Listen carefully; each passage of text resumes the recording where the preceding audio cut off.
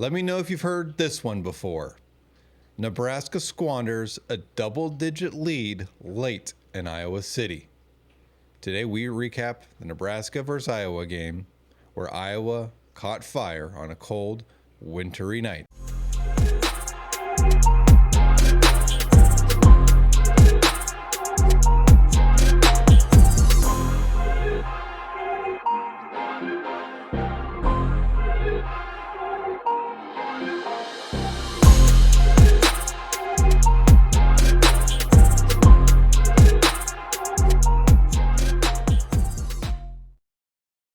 Hello and welcome in to the Cornhusker Huddle.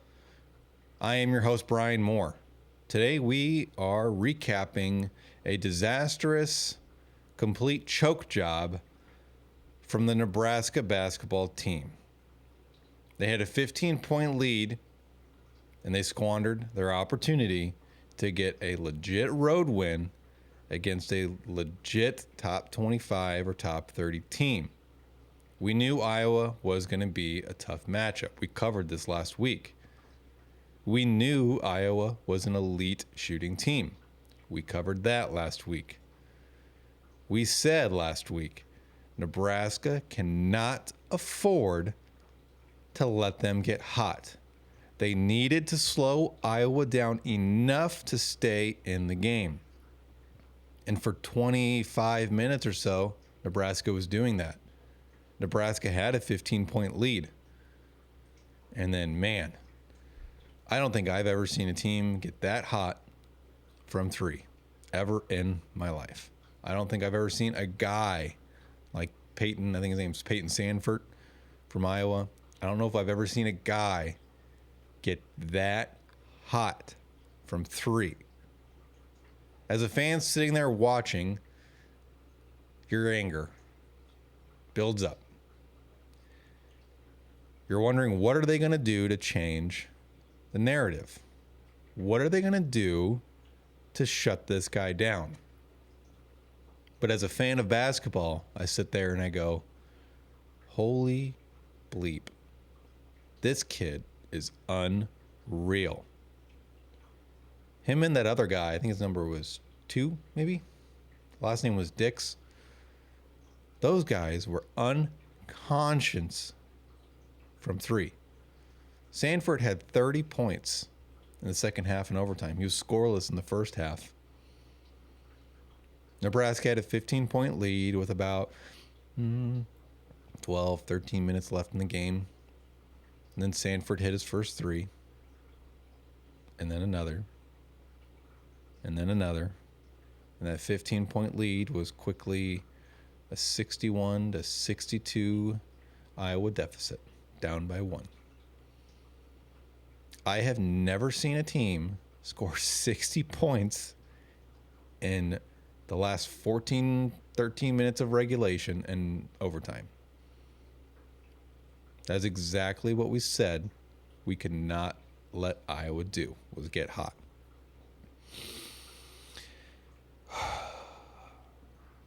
On to the game. As we all know, Nebraska lost 87-97 in overtime. Nebraska is now 12-3 on the season. They are 2-2 in conference play. But here's the one thing that sticks out. Dating back to last season, Nebraska is 2-10 in conference road games. Nebraska shoots 16% less from the field in conference road games. Nebraska shoots almost 20% less from the free throw line in conference road games. This has been an issue that Nebraska needs to address. They need to change up the routine, try something else. I don't know what the solution is, but 2-10 in conference on the road is absolutely atrocious. Nebraska is an elite team at home. We said it last episode. Nebraska's won 20 in a row at home. That's what gets Nebraska to the tournament, is being 20-0 at home. It's undefeated in conference play. Nebraska needs to figure out how to, at the very least, change that 2-10 to maybe 5-7. I think would be fine. 4-8 would be respectable. The Big Ten's the best conference in basketball. It's not close. I understand winning on the road is difficult. Nebraska played their best shooting night offensively. So, what can Nebraska do to change their road woes? I'm not sure. I'm not Fred Hoiberg. I don't get paid $5 million a year to coach basketball. That's his job. On the night, Nebraska shot, like I said, extremely well. They were 33 of 71. They were 46% from the field. They scored 87 points. Nebraska was pretty decent from three. They were 9 of 23. They were just under 40%. I think it was 39.1, 39.2% from three. But what did we say last episode? What do we look for that defines success? We talked about rebounding, winning that battle. We talked about making your free throws. We were absolutely terrible from the free throw line. 12 of 22. You missed 10 free throws and you lost by 10. They shot 54% from the free throw line. Bryce Williams was 4 of 4. Raleigh Wooster, we're going to get into here in just a second, but I'll say it now, was 2 of 7 from the free throw line. That can't happen. 12 of 22 is just, it was the difference in the game. It was the difference in the game. Nebraska out-rebounded Iowa. They dominated the boards, 41 to 36. Nebraska had 14 offensive rebounds, but they only had 15 points off 14 turnovers. They forced turnovers, but they only got 15 points off of them. 11 steals, and you have 15 points off 14 turnovers. If you have 11 steals, you need to convert at least 50% of that, right? I mean, you get 11 steals, let's just say, for the sake of the discussion, 50% is 5.5. So we'll say 5. That's 10 points. That's the difference in the game. If you convert 5 of your 11 steals for 2 points. Bryce Williams had a phenomenal game. Bryce Williams showed why he is arguably the best player in the Big Ten. He had 28 points. He was 10 of 20 from the floor. He was 4 of 9 on 3, 4 rebounds. He had 2 assists, 2 steals. The one downside, he had 3 turnovers. Bryce played phenomenal. He drilled the shot at the end of regulation to send Nebraska to overtime. That was not an easy shot. He had to break through 2 defenders, 1 dribble, step, rise, and shoot, and he drilled it. Bryce Williams, when he plays, it is so fun to watch a guy like him. He looks like he's not even trying. It's so effortless. Everything comes so natural to a guy like Bryce Williams. He's 6'7", and he can do it all. He's a 3-level scorer. He can get it in the paint. He can rise from the elbow. He can hit it from, I'd say, almost anywhere on the three-point line. His range is a little limited, but he's an excellent three-point shooter, though. Don't get me wrong. But he's not Steph Curry. He's not Keisei Tominaga in terms of range. But he is an elite three-point shooter. Raleigh Wooster was solid other than his free throw shooting. He had 14 points. He was 6 of 9 from the floor. He had 4 boards and 2 steals. Raleigh, I'm really impressed with Raleigh the last handful of games, really the entire season. I thought he'd be a guy that comes in and gets you 6 to 8, 9 points a game, but he's averaging, I think, 11 or 12 points on the season. He's proving to be a good scorer. I love when Raleigh takes it to the hoop. He's a bigger point guard. He's 6'5". There is a size advantage almost every single game with whoever is guarding him. I would like to see him take it to the hoop more regularly. That's a little tongue twister for me. Him and Bryce are both phenomenal at getting to the rack. Just got to convert those free throws, man. 2 of 7. Oh, man, that's bad. Juwan Gary had a very, we'll call it conflicting game. You read through these numbers here and you're You're thinking, oh, it's a pretty decent game. 13 points. He was 0 of 3 on threes. He's not a great three-point shooter. We covered that. He's 34% on the season. But he had 8 offensive rebounds. That's elite. He had 13 total rebounds. I mean, he had a double-double. He had 2 steals. So why is that conflicting?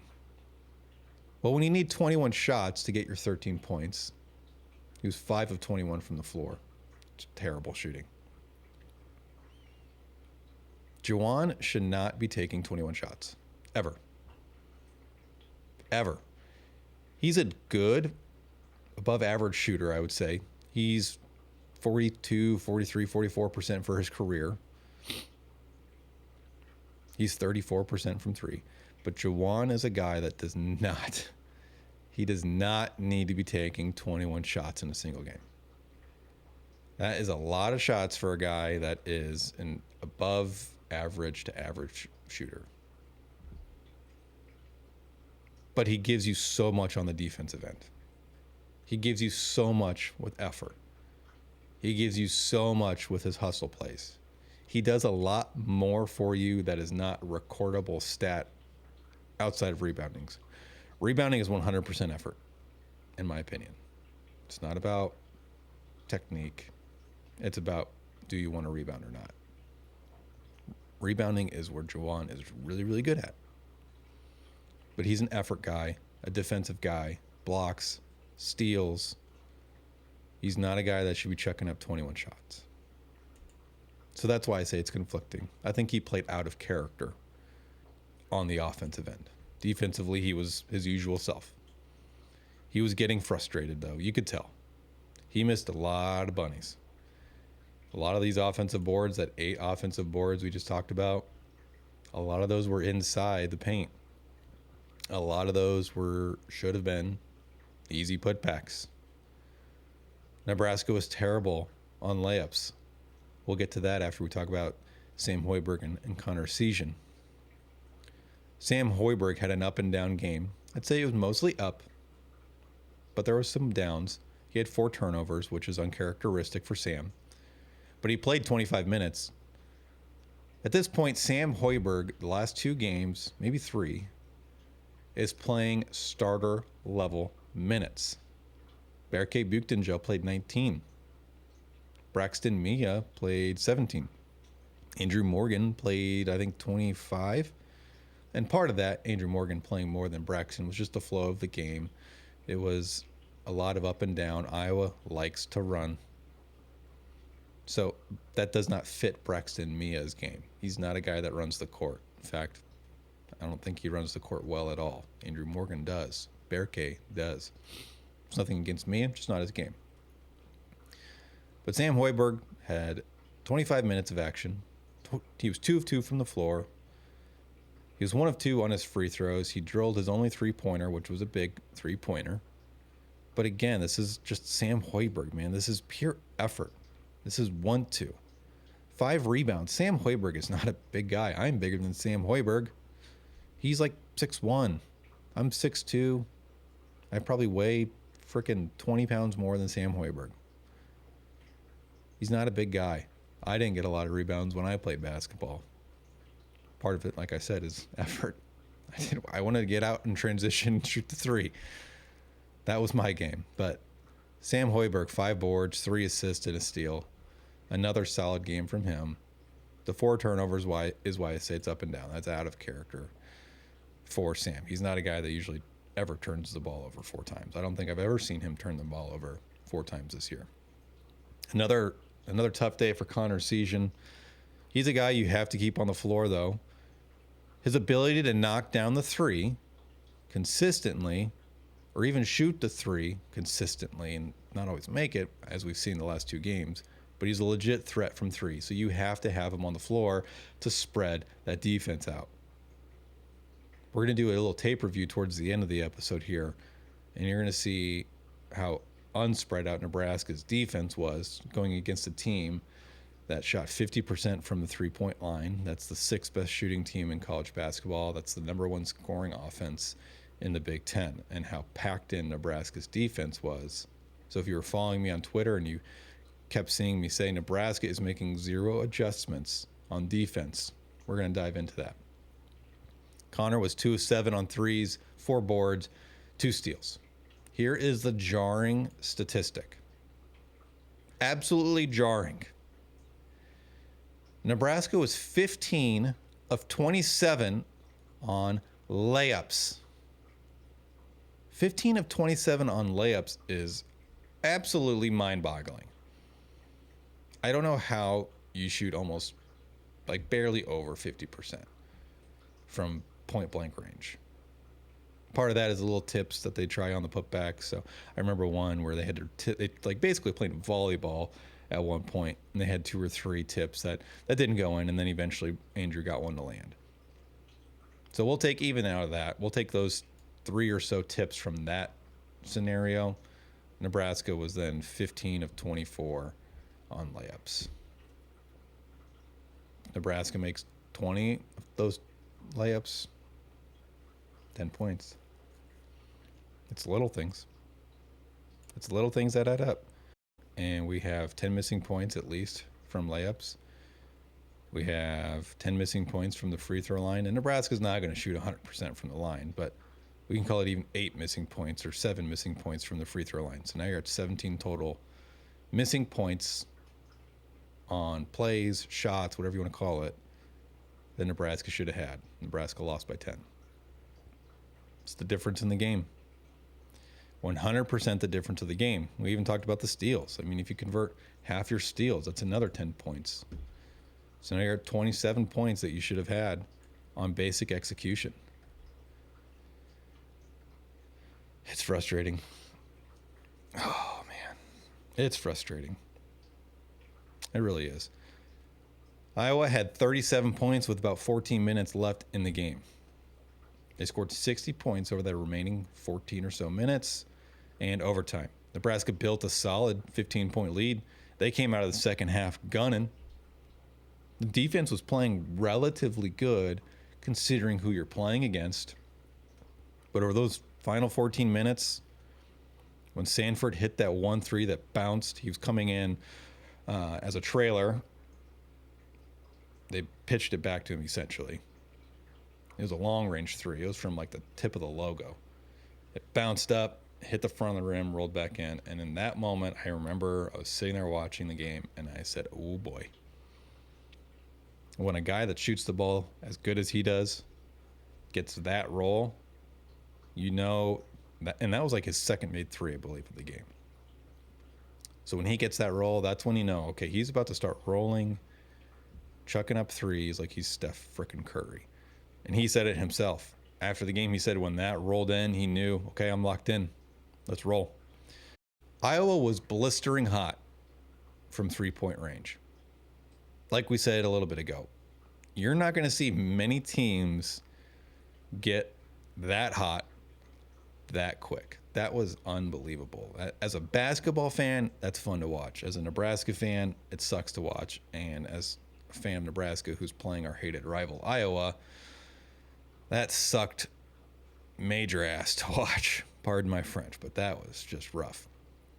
Iowa put on a clinic on ball movement and 3-point shooting. An absolute clinic. They exposed so many things in Nebraska's defense on just really basic offensive plays, and Nebraska didn't adjust. Iowa was 29 of 61 from the field, 48%. Geez, that's below their season average too. Their season average was like 50.1, 50.2% from the field. They shot below their season average. Nebraska shot above our season average from the field and above our season average from 3. Nebraska rose to the level of Iowa. They did. Nebraska played a damn good game offensively. Don't get me wrong. There were a few issues. Don't get me wrong either. The missed layups, the free throw errors, just shooting 54% from free throw line.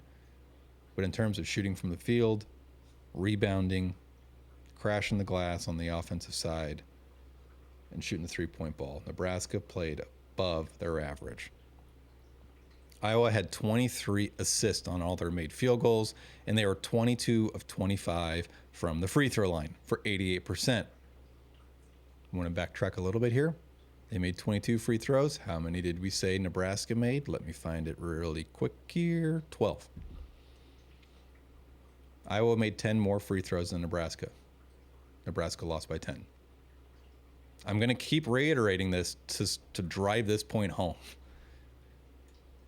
Free throws, converting half your steals, and converting your layups costed Nebraska this game. You can blame the officials all you want. Everyone, including me, was complaining about how awful the officiating was. And it was terrible. They missed the double dribble. It seemed like there was a rugby match or a wrestling match that broke out. The officiating was terrible. There's no question about it. But you can't blame games on officials. You need to do your job so that even when the officials continuously screw up, you can go back and say, you know what? Despite that, we won. Because we converted our free throws. Because we didn't shoot 52 or 53% on our layups. Because we didn't have a bunch of turnovers. Because we had more than 15 second chance points. Nebraska had like 18 offensive rebounds in the game. And they had 15 second chance points to show for it. You need to do your job so that the shitty officials do not dictate if you win or lose. Nebraska did not do their job. Nebraska choked. Plain and simple. Plain and simple. Iowa was led by Sanford, who we've talked about plenty. All 30 of his points came in the second half in overtime. Dix had 31. And here's the thing, too. This is what was frustrating to me. Nebraska goes in overtime. You got a little bit of momentum off that Bryce Williams 3. A little bit of momentum. Not a lot. But you certainly were feeling better. They go into overtime. Sanford has 4 fouls going into the overtime. If I'm Nebraska, if I'm Fred Hoiberg, I have Bryce Williams and Raleigh Wooster, who are plus-size guards that have an ability to take it to the rack. I'm spreading everyone out. Top of the key is going to be Bryce or Raleigh, and the other wing is going to be Bryce or Raleigh. And then I'm going to find who is Sanford guarding. Okay, because Iowa, and really basketball in general, has moved to everyone just switches on screens, which is the old school basketball person in me. It drives me nuts. Okay, so let's say you got Bryce at the top of the key, and Sanford is guarding Wooster. Okay, Wooster is going to go screen for Bryce. Iowa's going to switch. Sanford, with 4 fouls, is guarding Bryce Williams now. It's a clear out. Take him to the rack. Make him play defense without fouling. Okay, so Nebraska takes to the rack. He doesn't foul. Okay, no big deal. The next possession down, I'm doing the same thing. And the next possession, I'm doing the same thing. And I'm going to do that to the guy that just lit you up for 30 points in 14 minutes. And I am going to drive his ass to the hoop over and over and over again, make him play defense without fouling. Nebraska didn't do it once. Well, they did. They tried on their first possession, and it was a colossal failure. They had like 2 or 3 guys that were all screening at this. It was just a disaster, that first possession. So they tried, but then they never went back to it. That guy single-handedly, him and Dix, won Iowa the game. 61 points by those two. That's 2/3 of their points. So that was frustrating for me with the overtime. Not only that Nebraska went like 3 minutes, avoid the drought. So that was the other thing about our success. What determines success? You can't start overtime with a 2 or 3 minute scoring drought. That can't happen. Defense was atrocious, and Fred made 0 changes. Iowa is an elite shooting team, and granted, you have to give Iowa a lot of credit. Dix made some tough threes. Sanford made some tough threes. Sanford's brother made some tough threes. They had guys in their faces, but there were guys wide open constantly. But I want to give Iowa credit for nailing the tough shots, but that wasn't a reoccurring thing. Nebraska was slow rotating in their defense. They jam-pack the middle, and that defense they run forces guys to the baseline and kick out. It forces people to shoot threes. Well, you're playing one of the best three-point shooting teams in the country. So you have to make some adjustment. You have to make an adjustment. Iowa exploited that weakness in Nebraska's defense, which was three-point. Like we said, Nebraska teams don't usually shoot the three against Nebraska very well. That's 30% on the year. But this isn't every other team. Nebraska did great against Creighton. Their defense worked perfectly for Creighton. And that's a team, just like Iowa, that launches threes left and right. Iowa found their weaknesses, and we're gonna cover the few things that they diagnosed. They said, we're going to run this action over and over and over again because Nebraska can't stop it. But that's the downside when you're playing a team like that. They're a damn good coach team. They have all these dudes that can hit the three. They have to spread the floor out. Nebraska didn't spread the floor out defensively, though. One thing I found quotable was Bryce Williams. They found something that worked and stuck with it. Let's take a look. Okay, here's some of the clips we're going to look at. Iowa completely abused Nebraska on these handful of plays right here. So the first one we're taking a look at is the 16-20 mark of the first half. Iowa's up 10-6, and it's a wide open corner three. Okay, so what's going on here? Let's take a look. Here is the play setup. Iowa's big man is going to set a screen on Bryce. Then Andrew is going to pop out right here, and then they're basically going to force their point guard to pick up the ball. It's exactly what Iowa wants you to do. That then forces Raleigh into help defense, so he's going to take the paint. He is going to cover the slip right here on the slip screen in case that's where they're going with it. The problem here is, as soon as this ball reversal happens, Berke needs to be sliding down. He needs to take over for help defense because the ball is now on the opposite side of the court. So he'll take over for help defense while Andrew recovers. Raleigh needs to be racing to, at the very least, be in this area here to deny the pass to Dix. Ideally, he just goes straight face guarding on Dix. That guy is an elite three-point shooter. You can't leave him wide open. But here's what Nebraska does. Dix wide open in the corner. Raleigh does the flyby, which I hate the flyby three-point defense. This makes no sense. Why do you do this, Nebraska? They do it all the time. You fly by him. If that shot is off, the first person to know is going to be the shooter. And Raleigh is literally sitting in this old person's lap almost. He can't block that guy out. If that ball rebounds this way, that ball rebounds this way, rebounds over here. Anywhere in this area, that's a second chance point opportunity. So we'll run it back one more time real quick. So here we go. He's slipping. That's not a pick and roll. That's a slip. Looks like he's setting a screen, and then he slips right through. He's wide open if they wanted it. But he's not a threat to shoot the ball really outside this area. Very similar to Braxton Mia. That ball reversal is starting right now.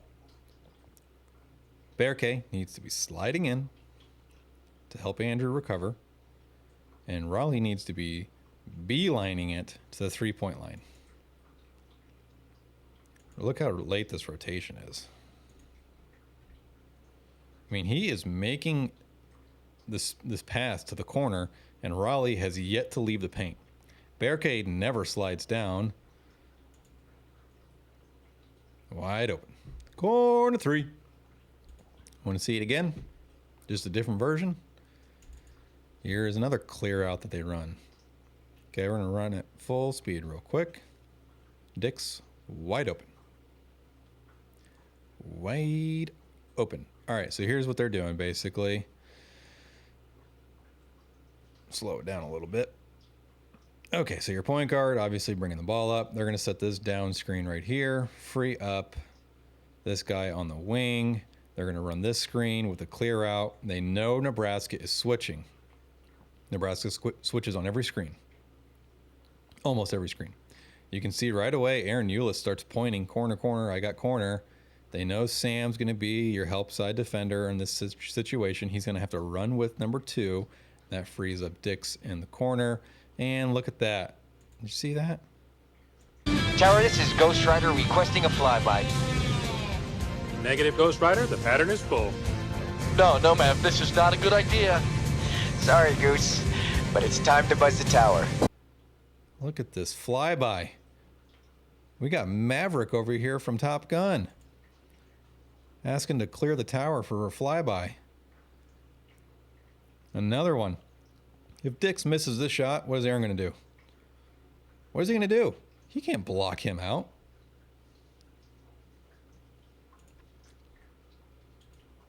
And Iowa says, hey, let's keep doing that play. Here we go again. Same thing. And Dix is wide open in the corner. Let's run it back. Okay. You've got your down screen right here. Freeing up this gentleman over here, which I believe is Sanford. It might be his brother. Yeah, that's his brother. No, that is Sanford. Wide open. Okay. This is like just basically a pick and pop. This is designed to do exactly what it does. It gets Gary to kind of push to the free throw line extended area, clear up this side to give him room to cut the screen and go to the corner. Bryce pretty much just jogs through this right here. What's crazy is, look, he knows the screen's coming. His head is turned. He knows the screen's coming. Iowa and Nebraska. Look at Sanford's eyes. Making it appear he's looking for this guy underneath. Everyone knows. They ran this so many times. Everyone should know this ball is going to Dix in the corner. Raleigh's going to be your help defender here. Skip pass, which we said a dozen times on X, Twitter, or whatever the hell you want to call it. Nebraska's defense is susceptible to threes and skip passes. At least on this one here. So I'll get back to Bryce here too real quick. He knows the screen's coming. Sorry. I kind of get sidetracked watching this. Look how he's just lollygagging this. He knows he's switching. He's lollygagging through the screen. He looks back. The ball, by the time he looks back to the passer. By the time he turns his head back around, Dix has the ball ready to fire. Back that up real quick. So he knows the screen's coming. He's turning his head right now to the passer. And the ball is already past him. So he scrambles. At least he doesn't do the flyby. And then look at that. Right there. If you watch or listen to 93.7 Ticket Early Break with Sip and Jake, what does Bill Bush always say? Palms up. Don't want to be a palms up guy. Not going to be too harsh on Bryce. He's the reason Nebraska was in this game. Palms up. Palms up. Oh, one last time. They ran this so many times, and look how wide open it is. Look at Raleigh's reaction, too. Look how he knows that pass is coming. Look how early he realizes it and how late his reaction to get out is. Look where that ball is. He's literally watching the ball skip. And this is when he reacts, is by the time that ball is in Dick's shooting pocket. He knows that's Bryce's guy too, because they're switching. There's one more I want to go over. It's not one of those plays, but it is frustrating to watch this happen. So on this play here, you got Sanford at the top of the key. Point guard's going to drive. He kind of loses space. Jawan Gary's back is to Sanford. He has no idea where he is. He loses track of him. Look how much space was there. There's 6+ feet of space. Wide open. A guy like that does not need a bunch of space to shoot the ball. That's a guy that needs inches. Inches. And especially when you're in rhythm, when you're catching the ball in rhythm. It's an easy pass, but again, we'll relook at it here. Gary's on him. Does a little bit of help defense. Backs up. His back is now facing the most prolific shooter on Iowa. Loses track. Look at him. Hands up. Good simple pass. Ready to fire. Rises. Bang. I hope you enjoyed today's episode, and I hope you enjoyed our little video analysis there at the end. We've got more content dropping this week. Tomorrow, we're going to be going over Nebraska's transfer portal haul, as they are now up to 15 commits from the portal, with the addition of Alabama right tackle Elijah Pritchett. He started their 13 games, I think they played this year. Started all 13 games for Alabama this year. A guy that needs some work on pass protection, but he's going to be an elite offensive lineman if he can put it all together. More on that tomorrow. Saturday, we have the Nebraska at Purdue preview. We'll dive into some of the data in that game. Purdue is the defending, back-to-back at least, Big Ten champions. Can Nebraska go on the road and steal one from the Boilermakers? Thank you for joining me today, and welcome in to the Cornhusker Huddle.